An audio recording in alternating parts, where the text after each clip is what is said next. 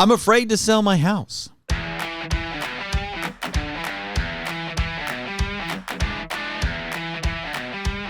You're listening to the Home Sellers Advantage. I'm Aaron Zapata, your co-host. And I'm Todd Anderson, your other co-host. We are the Bald Brothers team at Impact Realty Group with Real Broker, and we are here to give you the Home Sellers Advantage. You can find us online at www.baldbrothers.tv. Again, that's baldbrothers.tv. Or you can call us at 833-305-BALD. That's 833-305-2253 today. Welcome back to the Home Sellers Advantage. I am Aaron Zapata. And I am Todd Anderson. You know, we hear that a lot, that I am afraid to sell my home. I thought you were going to say, I'm Aaron Zapata and I'm Todd true. Anderson. Well, that's true, because we listen back to our show all the time, of course. I say it to myself every day. I am Todd Anderson. I am Todd Anderson. Who are you? Who are you? That's right. So welcome back to our show. We have a interesting topic today, one that plagues a lot of sellers. Yeah. And that is fear. The fear of selling. It's a big decision and it's a big life change when you sell a home that you're living in. Yeah, absolutely. Yeah. And so if you are in the process right now and you're just thinking to yourself, I kind of think I need to sell. Maybe I want to sell. But as soon as you think that, these fears come rushing in. Mm-hmm. We want to talk to you today. Yeah. Because with over 20 years of experience in the real estate business, which is what I've had, I've seen this over and over and over again. Mm-hmm. And we want to help walk you through some of the things that we face on a regular basis when we're talking to our sellers, because perhaps one of these situations applies to you. And our goal at the end of today's show is for you to walk away with a peace. Mm-hmm. You know, clarity and a peace to help you make the best decision for you right now. Mm-hmm. And we're not here to say, hey, you should sell, even when you have fears. What we're here to say is let's look at those fears. Mm-hmm. Let's look at those reasons, and let's evaluate them in light of truth, mm-hmm. and in light of where you want to go, and then help you make that decision that's right for you. Yeah. And if you choose to sell after listening to our show, we'd love to walk you through it personally. Yeah. Because right now we're not your agent, we're not your advisor, unless we have a signed contract with you, mm-hmm. and we have many of those. Yeah. So if you're listening to us and you are working with us, hey, thanks for listening. We're super excited that you are working with us and that we get to work with you. So I'm afraid to sell. You're afraid to sell? I'm afraid to sell? Who's afraid to sell? Homeowners are afraid to sell. So listen, the thing is that it makes sense, because a home, what does a home represent? It represents stability. It represents security. A home provides you shelter from the elements, and so it's a big deal when you sell your home, because you're losing something that is secure. Yeah. And so that puts people in a difficult position, or a fearful position. One of the things that we oftentimes hear is people maybe know they want to sell their home and they need to sell their home, but one of the fears is, I'll have no place to go. Right. Sometimes maybe they don't know exactly where they're going to go, or they know where they want to go, but they're fearful they're not going to be able to find a place to purchase. In some cases, they're deciding to sell and rent for a period of time, which is fine. But I'll have no place to go. So how do you handle that? Well, if that's you and you are thinking you have no place to go, you've probably done what most of our sellers do. Mm-hmm. And that is, you are a buyer first, mm-hmm. before you sell. That's right. And so you're out window shopping. Mm-hmm. You are looking at Zillow, you're looking at Redfin, you're looking at Realtor.com, you're looking at our website, and you're trying to find a place to go to. Mm-hmm. And you're thinking in the back of your head, I can't sell my home if I can't find a home. Yeah. So the thing about that whole scenario is that every home seller or potential seller is doing the same thing. Yeah. And the problem with this process is that you are depending on what you see now. Mm-hmm. And so you don't take any steps to prepare your home for sale. Mm-hmm. We've had to counsel clients through this very fear multiple times. And that is, it takes a step of faith. Mm-hmm. You have to put your house on the market first before the home that you're going to be buying usually comes on the market. Mm-hmm. Because think about it logically backwards. If the home right now shows up on the market, there's a perfect replacement home for you. By the time you make the call to us, By the time you get the CMA, by the time we get the photos, by the time we get it staged, by the time we get it ready for the market, that home will likely be gone. Yeah. Because today is a very fierce market. Buyers are competing. Yeah. Especially right now in this season that we're in right now. Homes are selling quickly. And so, we're first half of 2024. It's a crazy market for sellers. We love it. Yeah. There's a lot of competition. So if you're waiting for that perfect home, you're going to miss it. So in essence, you have to step out in faith and put your house on the market. And here's where the help comes in. We have contracts that allow you as the homeowner to stay in your home if a future home does not come on the market that meets your needs. And that's one of the fears that you have, is that you're going to be homeless. Nobody wants to be homeless. And we understand that fear. And so what Aaron is saying is absolutely true. And we have told others of our clients that have had the same fear that perhaps you're having, is that our job is to make sure you're not going to be in that position. Right. And so contractually, we're not going to go into all the details of how the contract works, but basically we have a contract that basically gives you the out if you cannot find a replacement home. So, you always hear about contingencies, and you think about those contingencies being on the buyer side. There's actually a seller contingency, and that's the contingency that you will be able to find and successfully close on a replacement home. Todd and I had a seller like this. I'm going to call him Joe. And Joe needed to sell his home. He was downsizing, but he wanted to buy in a very specific retirement community. And so I told Joe, look, here's the deal. If you can't find a replacement home, you're going to be able to cancel this transaction. And you're going to be able to stay where you're at. And he didn't believe me, but I showed him the paperwork. Yeah. So then he believed me. Yeah. And we went all the way to the point of where he was in escrow. The buyers had done their home inspection. The buyer's loan was approved. I mean, it was all the way ready to close on his home. But he could not find a home in the retirement community. And I said, Joe, remember, this is part of your contract. And these buyers signed up for it knowing that it was part of the contract. I think you're going to have to cancel on them. And he did. Yeah. And we started over a year later. So we went through that whole process, and he was able to stay in his home and kind of monitor the market and figure it out. So keep in mind, as long as we do the paperwork right, and as long as you have an agent that understands the paperwork when it comes to this kind of contingency, you're not going to be homeless. Yeah. And so that should alleviate that first one, is that I have no place to go. Yeah. Yeah. And, there's one question that I had recently was, what if we end up, the buyers on our home have removed all their contingencies, and so we remove the contingency on our end for the home that we are purchasing, and then our buyers back out. Well, you're on the hook for the earnest money deposit that you put in, but guess what? The buyers are on the hook for the earnest money deposit they put on your property, which means basically it's kind of like a wash. It's like a pay it forward. Yeah. Yeah. You so get to you keep theirs, and they keep yours, and you keep theirs. Yeah. So you're not losing that. So we want to make sure, and we can talk. When you call us, we'll talk you through that a little bit more. But we want to assuage some of your fears about being homeless. Yeah. And by the way, if you're just want to remind you that you can call us at 833-305-BALD if you want to talk with us more about perhaps your fears and some of the misgivings you may have about listing your home. We'd love to talk with you about that. 833-305-2253. You can also go to baldbrothers.tv to get more information. What's another one that we hear?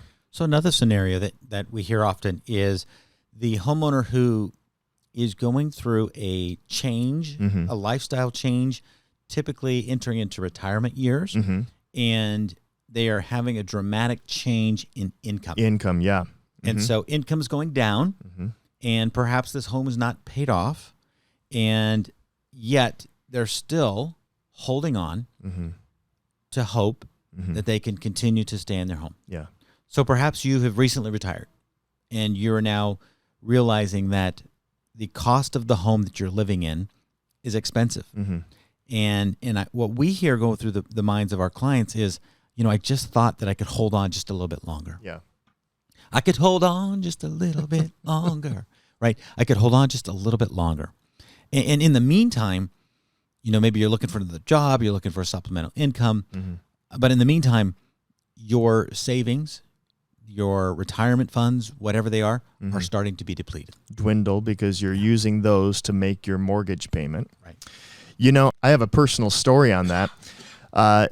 For my own family, now we're not retired. We're not in that position, but we back in 2008 when the economy fell flat, and I've shared this story before. My wife and I, we had a business that was really dependent on people having disposable income. Well, in 2008, people didn't have disposable income, so that bye-bye. It went bye-bye, and so did that business. And so we were in a position where we had a hard time hanging on to the house. Yeah. And so I went through our savings. I held on as long as I possibly could, emptying our savings, everything that we had. In the end, we had to sell the home. And it was one of the most foolish things I ever did, because it would have been financially better for us just to sell it and rent for a while and at least be in a better position than we ended up because I tried to hang on. Yeah. I mean, there's a number of options available, like reverse mortgages and things like that. Yeah. And our affiliate over at Crosswalk Mortgage can help with that, by the way. But those aren't always the right options. Yeah. Sometimes the correct option is to sell the bigger home. If you have a lower mortgage on that, usually you'll walk away with a lot of equity, and then convert that into either a all cash purchase or to bank it and rent. But the whole point is you don't want to deplete all of your hard-earned savings unless that's your plan. Yeah. Like if you know you're retiring and you've got $3 million in the bank and you're going to eat into that little bit by little bit every month for the next year, for the rest of your life, it's a different story. But we're talking about the people that are barely holding on. Yeah. You're in a financial difficult position. Yeah. We don't want you to wait. Yeah. And you have something that is an asset, but it's becoming to you a liability. Right. In which case we want that to work for you. And so that is something that you should always consider. And sometimes it's hard to see the light at the end of the tunnel, especially if you've lived there for 10, 20, 30 years. It's difficult to see any other option out. Yeah. And sometimes it takes an outside set of eyes to kind of look at the problem and help walk you through that. Well, and let's just be honest. It's embarrassing sometimes. Yeah. And you feel shame and you're anxious and you don't know who to turn to. And that's when Todd and I put on our counseling hats. Yeah. And we're like, let's figure out the best way forward. Unlike some realtors, we're not always going to tell you need to sell the home. This is not the sell your home show. This is giving you an advantage so you can make a smart decision. Yeah. In many cases, we have advised it's probably not the best time to sell. And there are other options that might be available to you depending on your circumstance. And of course, having the security of your own home and staying there is great. But if selling is the only option or it's the best option, we're going to give you that advice. Yeah. So, but that's not the only advice we give. Yep. I had one situation where we had a couple of siblings and one wanted their money. It was an inherited home and one wanted their money and the other two were pretty much like, we don't have that money. We don't have a third of the home to give to you. And so they came to me. So like, what do we do? I guess we need to sell it. And I turned to them and I said, I don't know that you need to. Because you can probably it's paid off, so you can probably get a home equity line of credit, attach it to the home, or a refinance, cash out refinance, and buy the brother out of his third. Yeah. And then you can convert it to a long-term rental, which is what you desire, and it'd still be profitable. Yeah. And they just hadn't thought about that. Yeah. They just didn't realize that was an option. And so I said, don't sell the house. Refinance, pull out the cash out of the equity of the home, and pay off your brother. Yeah. And see, that solution worked for them. It wouldn't work for other people, but in their scenario, it works. So each scenario, each situation is very different because the needs are different and the circumstances are different. Yeah. So, Todd, another one that we often hear is when you inherit a home from family. Yeah. And the home is sentimental. Yes. And there's an emotional attachment. And instinctively, you may realize it's better to sell it and walk away. But because of the emotional attachment, it makes it very hard to make that decision. And so you may rent it. There's a number of different options. But if that's you right now, you've inherited a property and you're thinking, what's the best thing? Give us a call. Yeah. That is so diverse in the answer to that specific scenario. That's something that we can't even answer on this show. Yeah. Yeah. We really can. A lot of these, we're just kind of giving some examples, but each one requires a full conversation. Yeah. Well, and one recently that we're working on right now, they inherited this home and it's worth less than the previous owner bought it for. Yeah. And so there was an emotional pain to that. And we just had to walk them through the reality. And, they agreed the best thing to do in this case was to sell it. Yeah. At a lower price than it had previously been purchased for. Yeah. And in this market, that's crazy. Yeah. But due to the circumstances specifically in that scenario, that was the right thing to do. That's right. That's right. What other things have we heard? Another big one is just the emotional aspect of starting over. I don't want to start all over. Yeah, I've been in this home. Work. Yeah, it's so much work. And I have a personal story for that too. The very first home that Irene and I owned, we lived in it for about 5-6 years. We tried to sell at one point and then we pulled back and decided, you know what, we're going to spend money and fix this house up. And we made it nice. We put travertine tile down and wainscoting and crown molding. We did all the stuff that at our age, seemed to be pretty cool. Spent a lot of money to us. And then we suddenly got pregnant with our third child and realized we need a bigger home. So we decided to sell it. And it was difficult because we just fixed it all up. Right. And the home that we bought needed a lot of fixing up. And so we had just spent all this money fixing this home up and we had to start all over. Yeah. But good for you, Todd. I mean, you realized that you had to. Yeah. Rather than staying in a small home that was too small for your family. You did that. Yeah. So that's going to happen. Yeah. Right? I mean, in that case, it was kind of like a pain event because you weren't planning on getting pregnant, but you did. And so, there you go. But perhaps starting over to you means making new friends, new doctors, new everything. Yeah, especially if you're moving to a new community, you're moving out of state. Yeah. Hey, I got to find a new mechanic. Finding a mechanic that I trust. Yeah. All of those things take time. Right. And so to alleviate that fear, the way that we've helped people through that is let's think about what the future looks like in 2 years. Yeah. And in 3 years and in 4 years. And let's really just run the time clock out. Can you stay in this home, even though it's comfortable now? Maybe all the bedrooms are upstairs and you are having a hard time with stairs. Can you see yourself in 3 years still going upstairs? Yeah. If the answer is no, then we got to make that decision now. Yeah. Even though it's comfortable now, it's going to become uncomfortable.